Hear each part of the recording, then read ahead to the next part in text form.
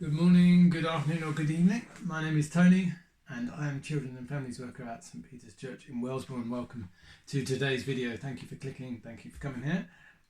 These videos are here to help be part of your RE syllabus so you can learn a bit about Christianity as part of what you would be learning at school. And today I want to talk about salvation. Now, the word salvation, bit of a long one, means basically being saved, and it's one of the most important things that we can talk about when it comes to Christianity. To talk about this, I want to go back to the Old Testament and to Moses. This is Moses here, and he is going up to the top of the mountain, and he meets with God in a cloud of smoke. And afterwards, God gives him instructions to set up this tabernacle, and in the tabernacle is this special tent called the tent of meeting. And what would happen is Moses and his brother Aaron would go in to the tent of meeting and be there, and it would be a special place that God would dwell. Obviously God's everywhere, but this was like God was really concentrated in this place, really present with them in this place, and he would give special permission to just a few people to be able to go into his presence and pray for everybody else. Because they were with God in a special way, they could ask special requests for everybody else. This is the Ark of the Covenant, and they would be able to make sacrifices in that special place. Over time, eventually, a permanent building is built by King Solomon, and this is Solomon's temple, and you can see the tabernacle has been replaced by this large temple. Now, in this building, anyone can come into this area.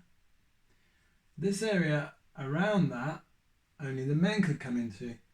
In there, only the priests can go. And right in the middle of that was a special place called the Holy of Holies, where just the high priest would go once a year, and he would sacrifice a lamb or a goat on what was called Atonement Day. And what that meant is that all the wrongdoings of human beings was put onto the animal, and the animal was sacrificed. But of course, that didn't work forever. But instead, Jesus became like a lamb. Now, this painting shows the crown of thorns that Jesus wore at Easter and a lamb, and that's because Jesus is called Lamb of God. Behold, the Lamb of God who takes away the sin of the world. Jesus takes on him the wrongdoing. And because Jesus himself is God, it's a bit like saying he can go into that Holy of Holies, that special temple, and make a special sacrifice, not every year, but once, forever. And because it's a perfect sacrifice, it will go on and on and on. So when Jesus sacrificed himself on the cross, he takes our sin. All we have to do is pray to him and say, can you take our sin? And he will take our sin.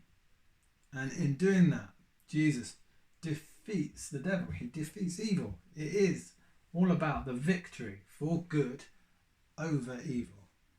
So when Jesus rose on Easter Day and came back to life, he was defeating the devil, defeating evil, and making it so that any of us could go up to heaven by believing in him and giving our lives to him.